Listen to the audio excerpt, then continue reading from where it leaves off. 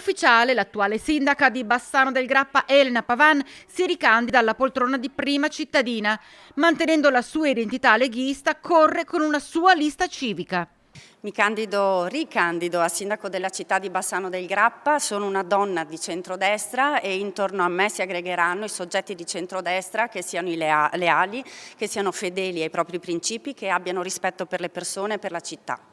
Tempo fa pareva che fosse lei la candidata sindaca di Bassano per Lega, questo lo può confermare? Questa circostanza mi era stata detta direttamente dai vertici del mio partito a novembre, a dicembre, ad inizio marzo, quindi c'è stata effettivamente una sorpresa, uno stupore amaro nell'apprendere che questo non corrispondeva a verità.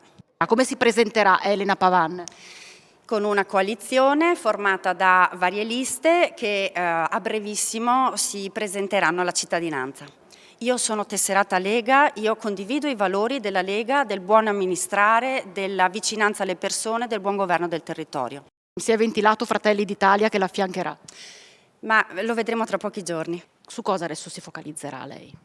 Ma sulla città, sul portare avanti dei progetti di amministrazione di centrodestra. Abbiamo visto la città negli ultimi anni fiorire di iniziative, di cantieri, di attenzione per le persone fragili. Abbiamo la grande sfida degli ambiti territoriali sociali che sarà molto importante.